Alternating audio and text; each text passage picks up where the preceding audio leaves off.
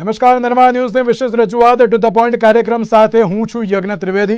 દર્શક મિત્રો, આજે ટુ ધ પોઈન્ટ કાર્યક્રમમાં ચર્ચા કરવા જઈ રહ્યા છીએ કે એક બાજુ જે રીતે મહારાષ્ટ્ર અને ઝારખંડને વિધાનસભાની ચૂંટણીની જાહેરાત થઈ તેની સાથે સાથે જ જે 12થી વધારે જેવા રાજ્યો હતા કે જેમાં પેટા ચૂંટણીઓની પણ જાહેરાત કરવામાં આવી છે, જેમાં લોકસભાની ચૂંટણીને લઈને પણ ક્યાંક ચર્ચા કરવામાં આવી હતી. સાથે સાથે વિધાનસભાની જે જગ્યાએ અત્યારે તો પેટા ચૂંટણી યોજાવાની જરૂર હતી અને તે અત્યારે તમામ જગ્યાએ વિધાનસભાની પેટા ચૂંટણી પણ અત્યારે તો યોજાઈ રહી છે.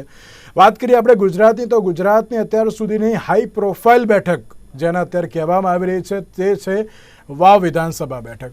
વાવ વિધાનસભાને લઈને ચર્ચા વિચારણાઓ ઘણી બધી જોવા મળી રહી છે. આક્ષેપ પ્રત્યાક્ષેપો પણ ઘણા બધા જોવા મળી રહ્યા છે. કોંગ્રેસ એમ કહે છે કે અમે તૈયાર છીએ, ભાજપ પણ એમ કહે છે કે આ વખતે લડી લેવાના મૂડમાં છે. આ કોંગ્રેસની જે બેઠક છે તેવું અત્યારે જોવા મળી રહ્યું છે. કોંગ્રેસનો ગઢ છે તે બાબત પણ અત્યારે તો જોવા મળી રહી છે. પણ હવે સવાલ એ જ યથાવત છે કે હવે આગામી દિવસોમાં આ ગઢ તૂટશે કે પછી આ ગઢ મજબૂત થશે. મુદ્દા ઉપર ચર્ચા વિચારણા કરીશું. ચર્ચા વિચારણા કરવા માટે અમારી સાથે જોડી ગયા છે યોગેશભાઈ ચુડકર કે જેઓ રાજકીય વિશ્લેષક છે, જયવંતભાઈ પંડ્યા કે જેઓ રાજકીય વિશ્લેષક છે. જ્યાં બંનેનું સૌથી પહેલાં તો સ્વાગત છે.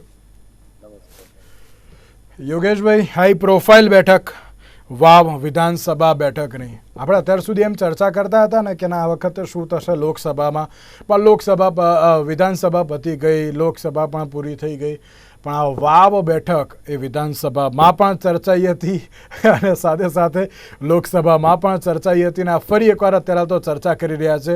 શું જ્ઞાનીબેન ગઢમાં આ વખતે ક્યાંક લાગી રહ્યું છે કે અત્યારે થોડોક ગઢ તૂટે તેમ, કે પછી આ ગઢ મજબૂત થાય તેવું અત્યારે તો લાગી રહ્યું છે?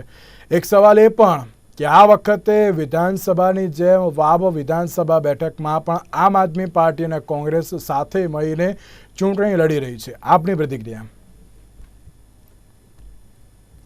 2027માં હવે વિધાનસભાની ચૂંટણી આવવાની છે, લોકસભાની પણ પતી ગઈ, એટલે જે રાજકીય ગરમાવટો હતો એ ઓછો થઈ ગયો હતો. પણ આ એક વાવ વિધાનસભા સીટની પેટા ચૂંટણી થવાનો માહોલ જ્યારે જાગ્યો છે ત્યારે ફરી વાતાવરણ ગરમ થઈ ગયું છે અને બંને રાજકીય પક્ષો પોતાની રીતે આ સીટ મેળવવા માટે પૂરેપૂરો પ્રયત્ન કરશે. અને ભારતીય જનતા પાર્ટીને તો કોઈ સંતોષ શબ્દ જેવું આવડતું જ નથી. 156 જીત્યા, પછી કેટલાને ખેંચી લાવ્યા, અત્યારે કેટલો આંકડો થયો, તો પણ આ વાવ વિધાનસભાની જે સીટ છે એ જવા દેવી નથી અને એના માટે ભારતીય જનતા પાર્ટી ઘણા પ્રયત્નો કરી રહી છે. પરંતુ ભારતીય જનતા પાર્ટીમાંથી કોને આ ટિકિટ આપવામાં આવશે એ હજુ સુધી નક્કી નથી થયું. એના માટે એ લોકો બધા લોકોને એક ઓપિનિયન લેવાનું શરૂ કર્યું હતું, કાર્યકરોનું, અને દર વખતે આ ઓપિનિયન લેવાનું નાટક થાય છે, પણ પછી કોથળામાંથી બિલાડું કાઢે એવી રીતે ગમે તે કોઈ એક નવું નામ આવતું હોય છે. આ જ પરિસ્થિતિ અત્યારે કોંગ્રેસમાં છે. કોંગ્રેસમાંથી કોને ટિકિટ આપવી? મૂળ આ સીટ કોંગ્રેસની હતી, જ્ઞાનીબેન જીત્યા હતા.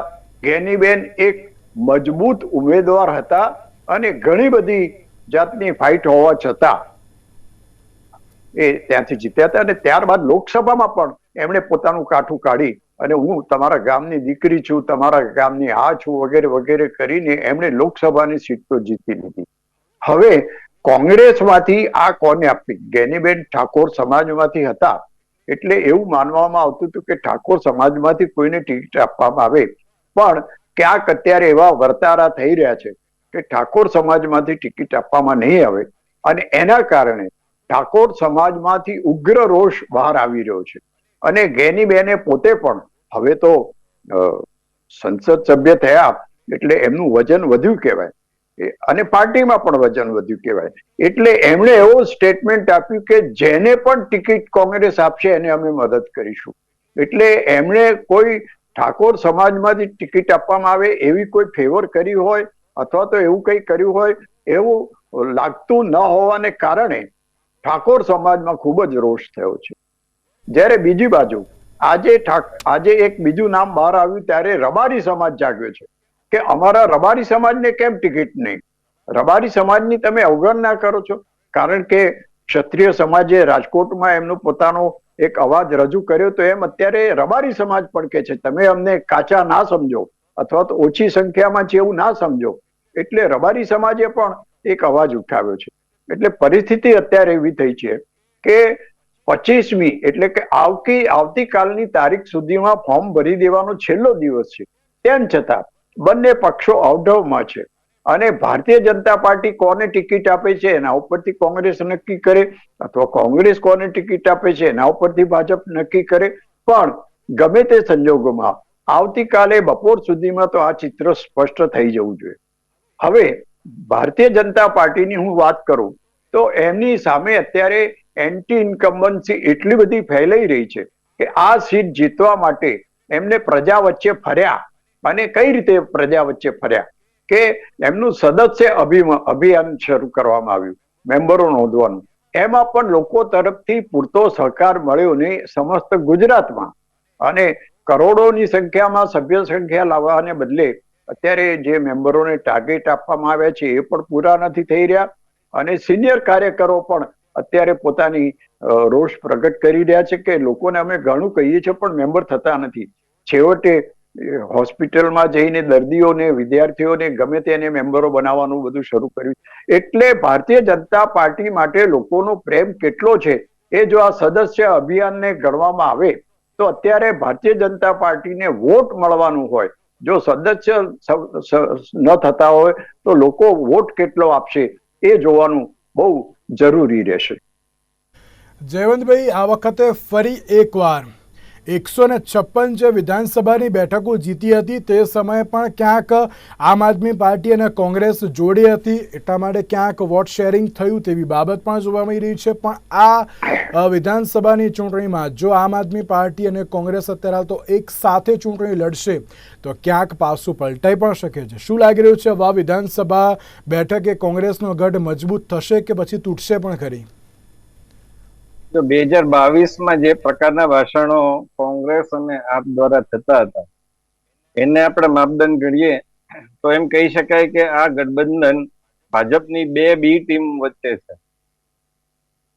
કારણ કે કોંગ્રેસ એવો આક્ષેપ કરતી હતી કે આપ છે એ વોટ કટુઆ પાર્ટી છે અને ભાજપને ફાયદો કરાવવા માટે ભાજપના ઈશારે લડી રહ્યા છે. એણે ભાજપના ઈશારે જ ભ્રષ્ટાચાર વિરોધી આંદોલન 2011માં કર્યું હતું. આવા વિધાનો તમને પણ યાદ હશે યજ્ઞભાઈ કે આપણી ડિબેટમાં કોંગ્રેસના પ્રવક્તાઓ દ્વારા થતા હતા. એ જ રીતે અરવિંદ, હું આમાં એડ કરવા માંગુ છું જયવંતભાઈ, હરિયાણાનું ઇલેક્શન હતું તો એ લોકો બધા અલગ થઈ ગયા.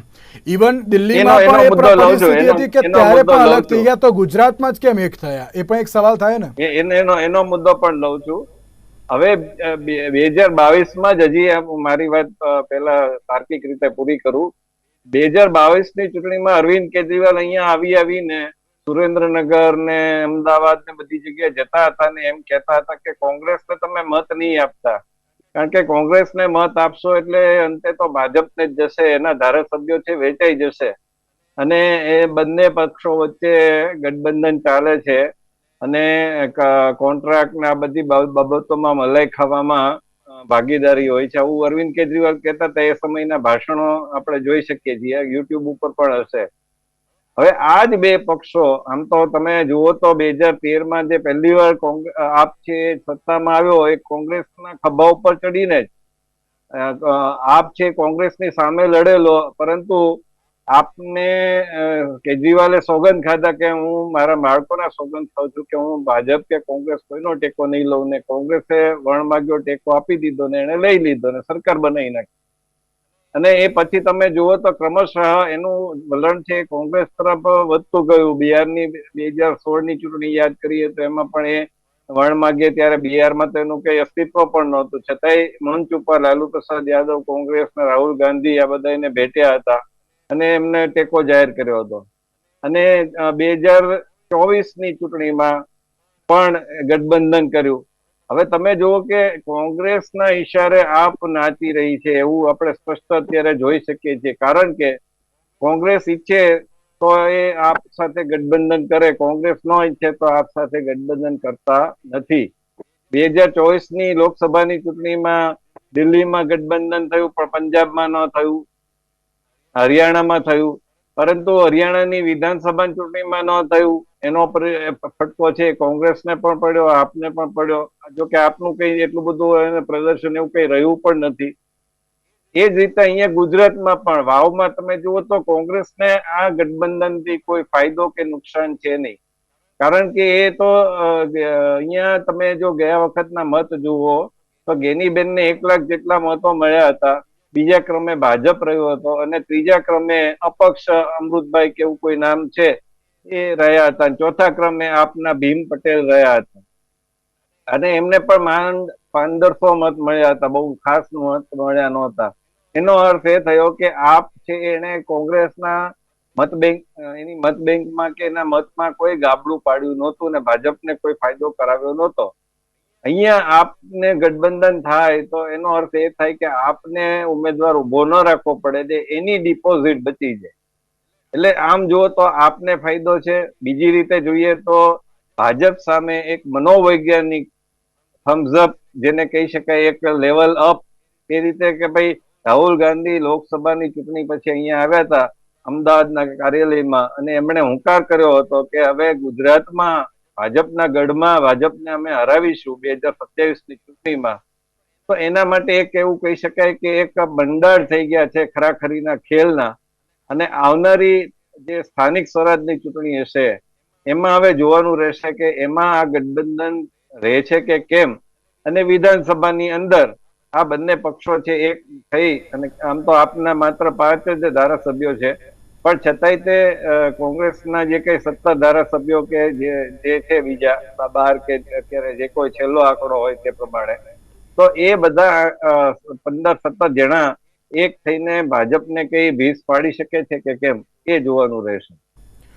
યોગેશભાઈ, એક બાજુ જે રીતે ઉમેદવારને લઈને તો ઘણી બધી ચર્ચાઓ જોવા મળી રહી છે, આમાં ઠાકોર જ ઉમેદવાર હશે કે બ્રાહ્મણ હશે કે પછી કોઈ અન્ય ઉમેદવાર, કોઈ અન્ય ચહેરો આવી શકે તેવી શક્યતાઓ છે? કારણ કે એક ચર્ચાએ જોર પકડ્યું છે કે જો ગુલાબસિંહ રાજપૂતને અત્યારે હાલ તો મેદાનમાં ઉતારશે તો સામે ક્યાંક બ્રાહ્મણ ચહેરો પણ આવી શકે તેવી શક્યતાઓ છે. શું લાગી રહ્યું છે આપને તેને લઈને? આમ જુઓ તો વાવ બેઠક ગેનીબેનની હતી. બનાસકાંઠામાં પણ અત્યારે ગેનીબેનનું જોર છે. એટલે ગેનીબેનની નજીક હોય, નિકટતા હોય એવા લોકોને ટિકિટ મળે એવી શક્યતા છે. એટલે આ ગુલાબની જે વાત છે એની પણ અત્યારે વાત ચાલી છે, એમની નિકટતાની પણ વાત ચાલી છે અને બીજી બધી ઘણી વાતો ચાલી છે. પરંતુ ભારતીય લોકશાહીનું એક કમનસીબ રહ્યું છે કે ઉમેદવારની યોગ્યતા કરતા એની જાતિ જ્ઞાતિને તરફ વધારે ધ્યાન આપવામાં આવે છે. એટલે અને એ ક્ષેત્રમાં ઠાકોરની મત સંખ્યા વધારે છે, રબારીની વધારે છે, બ્રાહ્મણોની છે. એ એવા સર્વે કરવામાં આવે છે. એ આપણી કમનસીબીની વાત છે. એક સારો ઉમેદવાર ત્યાંથી મળે, સારો ઉમેદવાર ચૂંટાઈને પ્રજાના પ્રશ્નો રજૂ કરે, એ વાતને કોઈ વિચાર કરવામાં નથી આવતો. એનું મને ખરેખર ઘણું દુઃખ છે. પણ હવે તો જે છે પરિસ્થિતિ નિભાવી રહેવાની રહી. એટલે ઠાકોરને જો ટિકિટ આપવામાં નહીં આવે, બ્રાહ્મણ અથવા અન્ય જાતિમાંથી ટિકિટ આપવામાં આવે તો ઠાકોર સમાજ અત્યારે રોષે ભરાયો છે અને ગેનીબેન પણ એને કંટ્રોલ કરી શકે કે કેમ એ મોટો સવાલ છે.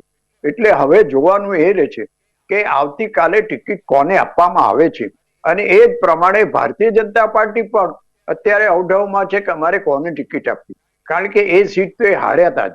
હવે એ હારેલી સીટ જીતવાનું હોય, જેને અંગ્રેજીમાં ડિફેન્ડિંગ ચેમ્પિયન કહેવામાં આવે છે, એ રીતે ભાજપે લડવાનું છે. એટલે હવે કાલે કોને ટિકિટ આપવામાં આવે છે બહુ અગત્યનું રહેશે. હવે જયવંતભાઈએ આમ આદમી પાર્ટીની વાત કરી. મારા હિસાબે હવે ગુજરાતમાં આમ આદમી પાર્ટીનું કોઈ અસ્તિત્વ છે ખરું? ઇલેક્શનમાં ભારતીય લેવલે, રાષ્ટ્રીય લેવલે ગઠબંધન, ઇન્ડિયા ગઠબંધનમાં જોડાય છે, પંજાબમાં છૂટા પડે છે, રાજસ્થાનમાં છૂટા પડે છે. એટલે એ લોકો પાસે કોઈ એવી ચોક્કસ નીતિ નથી. અમે કોંગ્રેસને ટેકો આપીશું, અમે કોંગ્રેસને નહીં આપીએ, ભાજપની બી ટીમ તરીકે ગણાય. આ બધી જ વાતોમાં આમ આદમી પાર્ટી પોતે નક્કી નથી કરી શકતી કે અમારે કેવી રીતે લડવું. અને ગુજરાતમાં એના માટેનો જે કંઈ શરૂઆતમાં થોડો બી ટેકો હતો એ અત્યારે કોઈ દેખાતો હોય એવું લાગતું નથી. અરવિંદ કેજરીવાલનો અત્યારે જે કેસ થયો એ પછી અરવિંદ કેજરીવાલ ગુજરાતમાં આવે અને વાવમાં એમના ઉમેદવાર હોય ને એનો પ્રચાર કરે એવી કોઈ શક્યતા દેખાતી નથી. એ જોતા આમ આદમી પાર્ટી કોંગ્રેસ જોડે જોડાણ કરે યા તો પોતાનો ઉમેદવાર જ ના ઉભો રાખે એ પરિસ્થિતિ આવીને ઉભી રહેવાની છે. એટલે ખરી ટક્કર ભાજપ અને કોંગ્રેસ વચ્ચે જ થશે અને એમાં પણ જાતિવાદ અને જ્ઞાતિવાદ બહુ જ મહત્વનો ભાગ ભજવશે.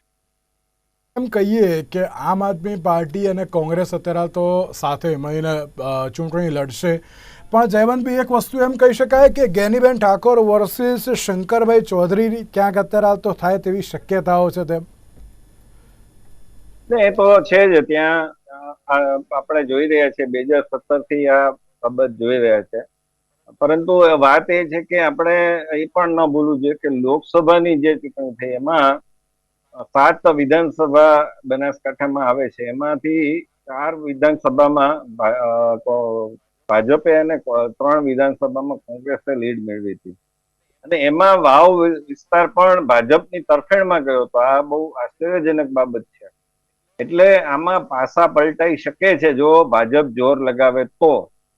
ભાજપ માટે બહુ મુશ્કેલ તો છે જ, કારણ કે ગેનીબેનની જે વ્યક્તિગત શાખ છે અને એને 26 બેઠકમાંથી ભાજપને 26 બેઠક ન લેવા દીધી અને બનાસકાંઠામાં જીતી ગયા, તો એ બતાવે છે કે એની વ્યક્તિગત શાખ છે. એને કોંગ્રેસના સંગઠને મદદ નથી કરી, એ આપણે નોંધવું જોઈએ. અને એને પણ આ વાત કહી હતી, પછી અલગ રીતે કાર્યાલયમાં ગયા અને પછી એમણે કહ્યું એ જુદી વાત છે.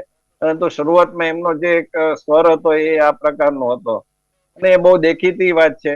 ત્યાં 2017માં પણ જયારે કોંગ્રેસે જાહેર નહોતું કર્યું ત્યારે અલ્પેશ ઠાકોરે, મને યાદ આવે છે કે એમણે જાહેરાત કરી દીધી હતી કે ભાવમાંથી ગેનીબેન લડશે. તો અલ્પેશ ઠાકોરની મદદથી ગેનીબેન પ્રવેશ. જયવંતભાઈ અનમ્યુટ કરજો પ્લીઝ. છબી કંડારી છે સેવાકીય રીતે કે બીજી બધી રીતે. તો આ બધું બતાવે છે કે એ એમની વ્યક્તિગત શાખના આધારે જ આ ચૂંટણી લડાશે. એટલે ગેનીબેન વર્સિસ ભાજપ એમ કહીએ તો મને લાગે છે કે અતિશયોક્તિ બિલકુલ નથી. અને આ જે મેં કહ્યું એમ કે વાવમાં વિધાનસભાની રીતે લોકસભામાં લીડ ભાજપને મળેલી છે, સરસાઈ ભાજપની છે. એ જોતા ભાજપ જો યોગ્ય ઉમેદવાર પસંદ કરે, ત્યાં સંગઠન છે એ બધું કામે લાગે પૂરેપૂરી રીતે, બધા જ જ્ઞાતિના લોકો, તો મને લાગે છે કે કંઈક રિયલ ફાઇટ જોવા મળશે. થોડો ટફ છે એમ કહી શકાય ખરી ને? હા બિલકુલ.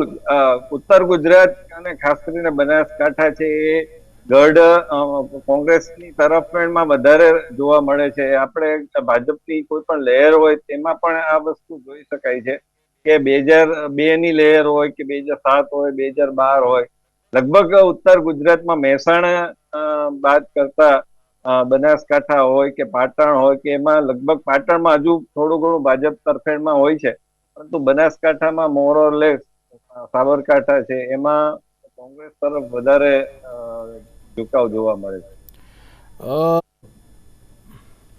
લાગે છે કે આ વખતે પરિવર્તન કે પુનરાવર્તન? યોગેશભાઈ, શું લાગે છે આ વખતે આ ઉપરથી?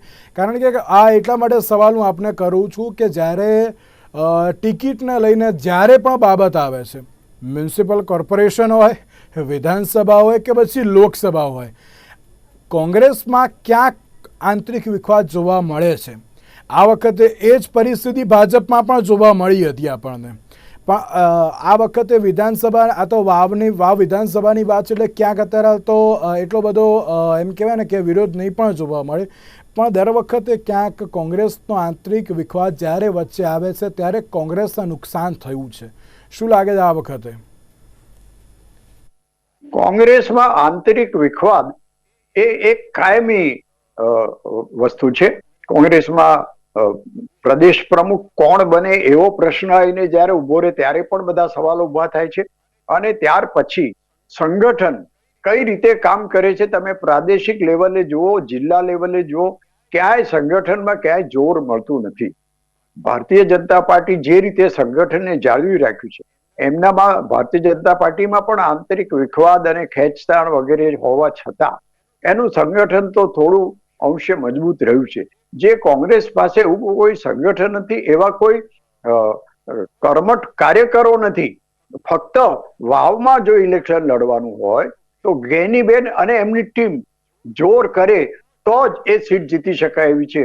કોંગ્રેસનું સંગઠન એ બાબતે ત્યાં કેટલી મદદરૂપ થશે અથવા કેટલું સક્રિય થશે એ બહુ મોટો પ્રશ્ન છે. વાવમાંથી જે સમાચાર આવી રહ્યા છે એ પ્રમાણે ત્યાં પણ હજુ કોંગ્રેસે પોતાની કોઈ રીતે તૈયારીઓ કરી નથી.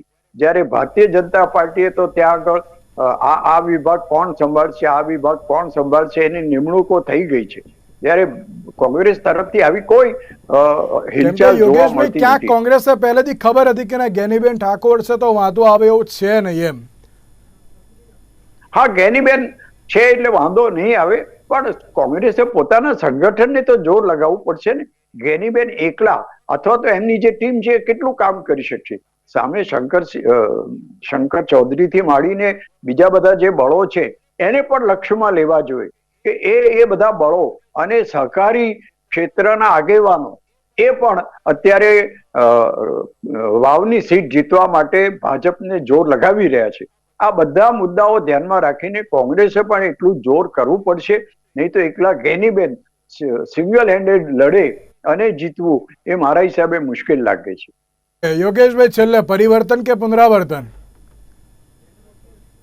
મારા હિસાબે તો પુનરાવર્તન જ લાગે છે. કારણ શું છે કે વાવના લોકોએ તો નક્કી કર્યું જ છે કે ભારતીય જનતા પાર્ટીએ અત્યારે અમારું જે કંઈ કામ કરવાનું હોય કર્યું નથી. આ વરસાદ, માવઠું વગેરે વગેરે આવ્યું એમાં પણ સરકાર તરફે અથવા તો ભાજપ તરફથી કોઈ મદદ મળી નથી. એટલે મને તો પુનરાવર્તન દેખાઈ રહ્યું છે. હજી કેવું તો બહુ મુશ્કેલ છે, કારણ કે મેં કહ્યું એમ કે લોકસભાની ચૂંટણીમાં જો ભાજપને લીડ મળી હોય તો એનો અર્થ એ છે કે ત્યાં ગેનીબેનનો જાદુ થોડોક ઓછો થયો છે. એટલે એ ફરીથી પાછો ત્યાં જીવંત થયો છે કે કેમ એ આપણે ધરાતલ ઉપર જાણવું પડે અને એ આવનારા સમયમાં ખબર પડશે. કારણ કે અત્યારે જે પરિસ્થિતિ છે એમાં ગેનીબેને પોતાનું વ્યક્તિત્વ, પોતાની અસ્તિત્વ આ બધું સાબિત કરવા માટે, કારણ કે એ લોકસભા તો જીતી ગયા પરંતુ વાવને ફરીથી વિધાનસભાને પણ જીતાડવા માટે, અને એ જીતાડશે તો કોંગ્રેસમાં મને લાગે છે કે પ્રદેશ પ્રમુખ કક્ષાએ પણ પહોંચી શકે. જી બિલકુલ બિલકુલ. જયવંતભાઈ, યોગેશભાઈ, આ બંનેનો આભાર અમારી સાથે આ ચર્ચા વિચારણામાં જોડાવા માટે. તો દર્શક મિત્રો, આગામી સમયમાં વાવ વિધાનસભાને લઈને હવે કેવા રાજકીય ગણિત અત્યારે તો જોવા મળે છે, પરિવર્તન થશે કે પુનરાવર્તન, તે તો આવનારા દિવસોમાં ખબર પડશે. આજના ટુ ધ પોઈન્ટમાં આપશું. નમસ્કાર.